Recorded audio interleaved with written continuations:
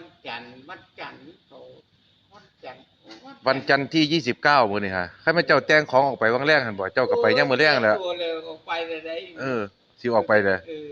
เตรียมตัวสิไปงานแล้วเตรียมตัวสิไปเฮ็ดงานน่ะ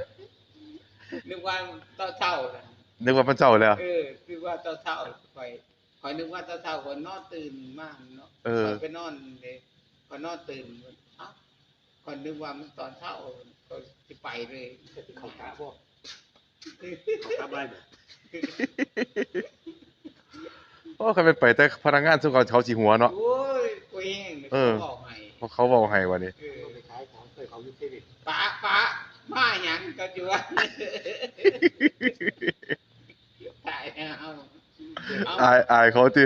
แก้เพิ่นไปว่านำหาหมากูก็บ่ฮู้จักแล้วกูว่านี่เนาะบ่ฮู้จักเนาะป๊าเขาสิว่าเลยหาบักทุกี้ว่าตามหาทุกี้เลยเนาะจักไปไทยเดียวนี้จักขายน้ำมันอยู่